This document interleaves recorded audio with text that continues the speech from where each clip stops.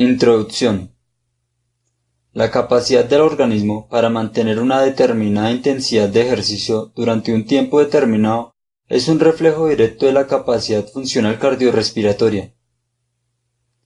Esta capacidad está determinada por la habilidad del organismo de captar, transportar y utilizar oxígeno durante la actividad física. La mejor medida cuantitativa de la capacidad cardiorrespiratoria es el máximo consumo de oxígeno, entre paréntesis VO2 máximo, es decir, la capacidad máxima del organismo de captar, transportar y utilizar oxígeno durante el ejercicio físico. El VO2 máximo puede ser medido de forma bastante exacta en un laboratorio de fisiología del ejercicio mediante el análisis de la composición del aire de la persona que inspira y expira, entre paréntesis, análisis de intercambio gaseoso. Este procedimiento de medida es caro, lleva mucho tiempo y no está disponible para la mayoría de las personas. Por ello se utiliza con frecuencia distintos test indirectos de estimación del consumo de oxígeno, no tan exactos, pero que han mostrado su utilidad en personas que realizan actividad física para la mejora de la salud. La valoración del VO2 máximo necesita de la integración de los sistemas respiratorio, cardiovascular y neuromuscular, lo cual da un significado fisiológico significativo a esta medida metabólica. En resumen, el VO2 máximo es una medida fundamental en fisiología del ejercicio y sirve como estándar para comparar las medidas de rendimiento de la capacidad aeróbica y la condición física aeróbica.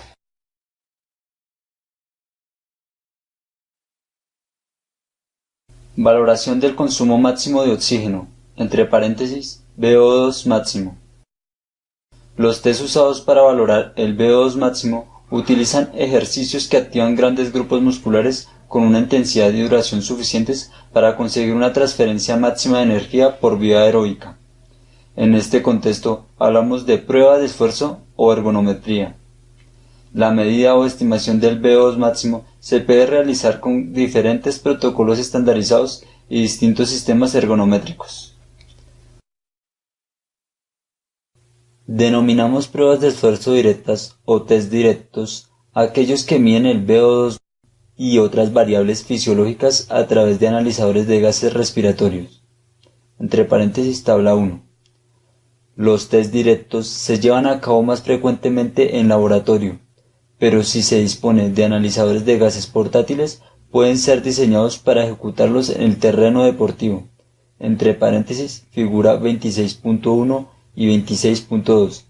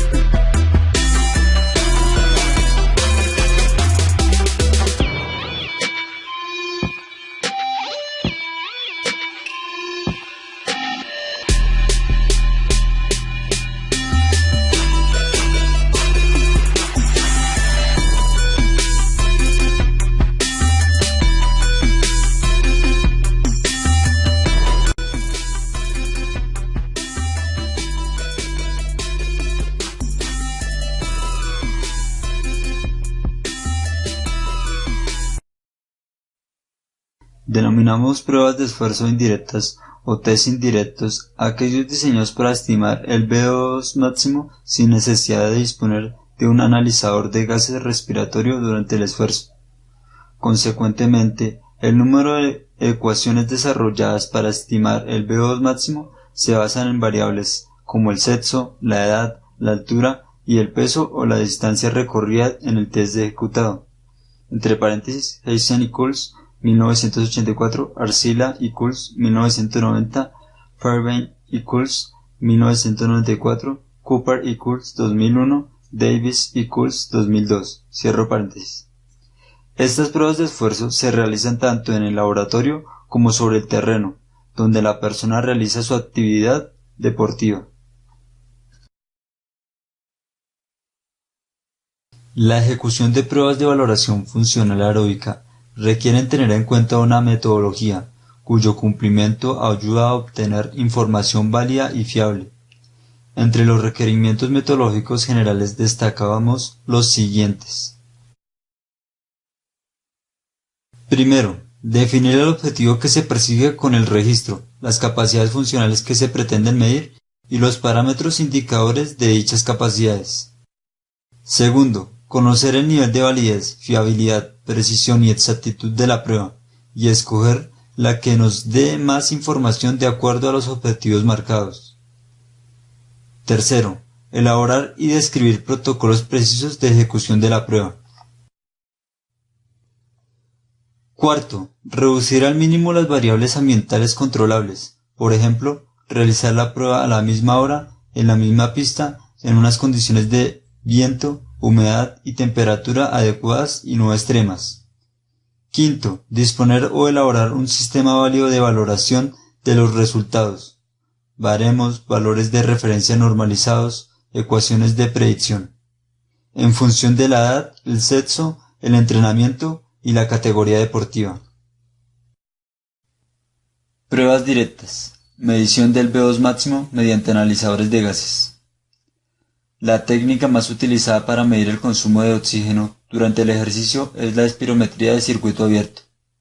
El cálculo del consumo de oxígeno, entre paréntesis VO2, y la producción de dióxido de carbono, entre paréntesis VCO2, dependen del volumen de gases expirado.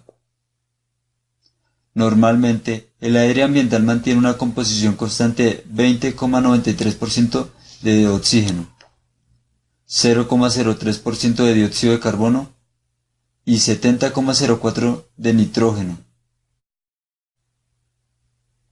Las variaciones de los porcentajes de oxígeno y dióxido de carbono entre el aire expirado y el aire ambiental inspirado reflejan el oxígeno consumido y el dióxido de carbono producido, asumiendo que el nitrógeno no es ni consumido ni producido. De esta forma, el análisis de dos factores, el volumen de aire expirado durante el periodo de tiempo determinado y la composición del aire expirado, nos da una aproximación bastante exacta del consumo de oxígeno utilizado. Las técnicas de medición de estos gases han variado desde los utilizados en los primeros laboratorios de fisiología del ejercicio, donde mayoritariamente se usaba el llamado saco de Douglas, hasta los aparatos usados en la actualidad y que cuentan con pequeños dispositivos acoplados a boquillas o mascarillas que miden el flujo de aire y el análisis de los gases en cada respiración, entre paréntesis respiración a respiración. La exactitud y validez del equipo analizador de gases respiratorios necesita una calibración adecuada y frecuente, utilizando mezclas de gases conocidas que sirven como valores de referencia. En la actualidad, estos equipos de medición se han ido perfeccionando y acoplando a sistemas portátiles de poco peso que el sujeto debe llevar en la espalda.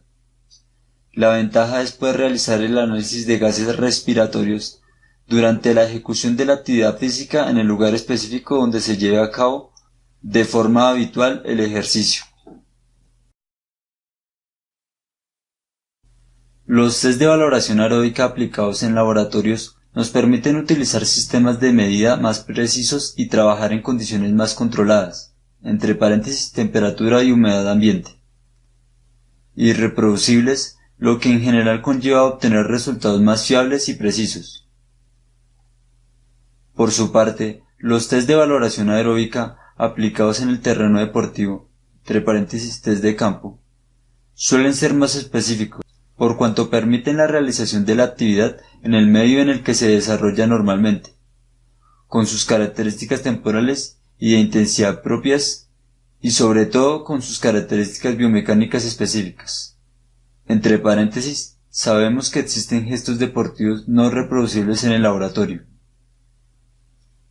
Sin embargo, existe la limitación de aplicar ciertas mediciones y de controlar las condiciones en que se desarrolla el test. Requisitos básicos en la realización de un test ergonométrico. La realización de una prueba de esfuerzo requiere el cumplimiento de unos requisitos generales aplicables a cualquier valoración aeróbica.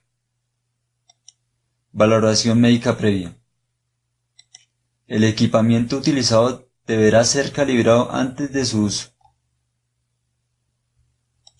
Un calentamiento mínimo de 10 minutos. Incremento de la intensidad del ejercicio gradual a lo largo del test. Conocer las contraindicaciones absolutas y relativas para realizar una ergonometría. Entre paréntesis, tabla 2. Conocer los síntomas y signos que indican la necesidad de interrumpir el test. Entre paréntesis, tabla 3. Monitorización del registro electrocardiográfico.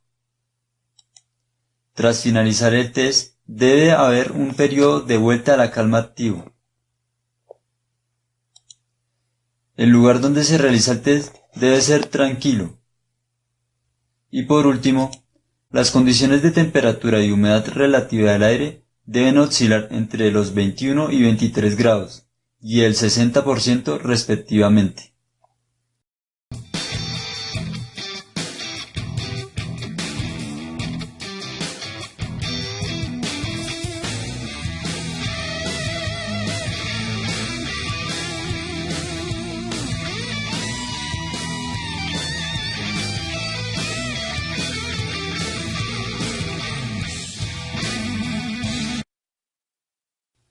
Criterios a considerar para definir el carácter máximo de una prueba de esfuerzo. Consumo de oxígeno. La demostración más evidente de que realmente la prueba es máxima es observar la aparición de una meseta en el comportamiento lineal de la variable VO2.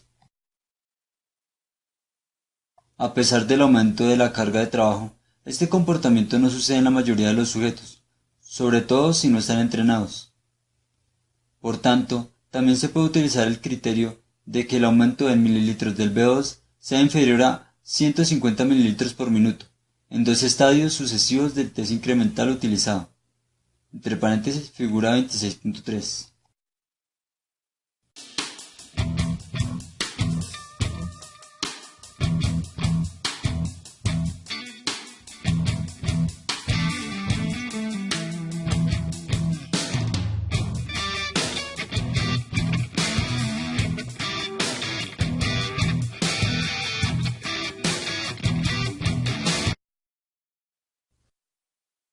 Por ejemplo, el porcentaje de sujetos que alcanzan la meseta es para algunos autores de 90%.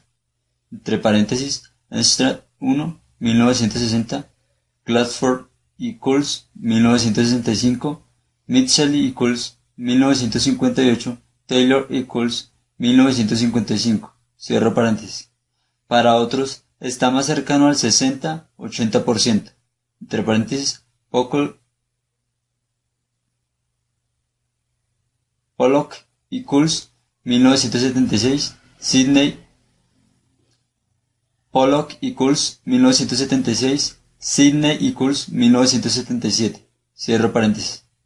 Mientras que para otros trabajos no alcanzan el 50%. Comyn y Coles, 1967, Floriger y Coles, 1974. Cierro paréntesis. Lo que evidencia que numerosos investigadores juzgan difícil alcanzar este criterio de, entre comillas, prueba máxima. Entre los factores a tener en cuenta para entender esta discrepancia de resultados encontramos el tipo de población estudiada, entre paréntesis, niños baja condición física, población de edad en los que los resultados más difíciles. Entre los factores a tener en cuenta para entender esta discrepancia de resultados encontramos el tipo de población estudiada, entre paréntesis, niños, baja condición física, población de edad en los que resulta más difícil alcanzar la meseta, cierro paréntesis. También debemos tener en cuenta el tipo de protocolo utilizado y el grado de motivación del sujeto evaluado, entre paréntesis, Holley y Kulz, 1995. En los trabajos de Day y Kulz, 2003, se analizó en 71 sujetos la respuesta del VO2 a un test incremental en rampa, entre paréntesis, figura 26.4, observando cómo 19 de ellos mostraron al final del test una aceleración en la respuesta, 40 de ellos tuvieron una respuesta lineal también al final del test, y tan solo en 12 sujetos apareció la meseta del VO2 en los últimos estadios del test.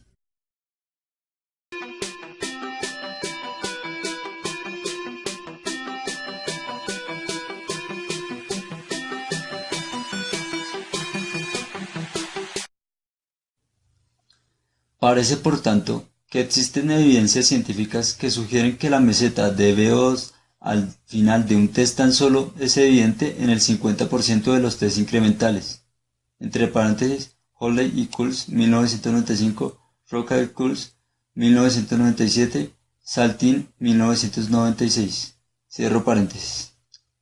Los trabajos de Day, 2003, sugieren que existe una correlación muy alta entre el máximo VO2 alcanzado en un test incremental en rampa y un test de carga constante de alta intensidad, cuando ambos están realizados hasta el límite de tolerancia. Entre paréntesis, figura 26.5.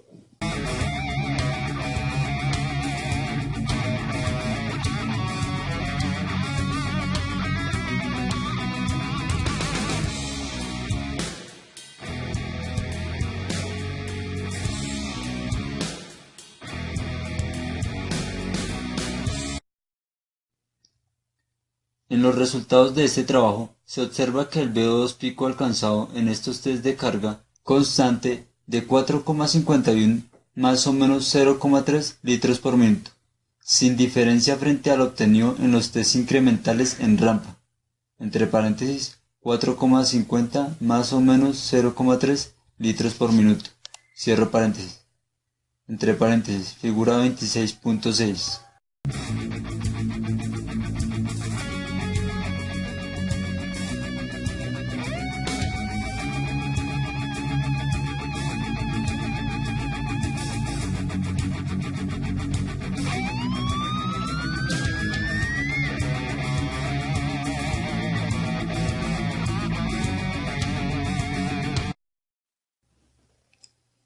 En resumen, en deportistas entrenados en resistencia aeróbica, el VO2 pico obtenido en una prueba incremental hasta el agotamiento es un índice válido de VO2 max, a pesar de no evidenciar meseta real. Aunque los mecanismos moleculares que contribuyen a la limitación del esfuerzo permanecen poco conocidos, sí se sabe que el cerebro es el principal órgano que determina cuándo el ejercicio debe finalizar. Entre paréntesis, Teoría del comando central de Noakes, 2001.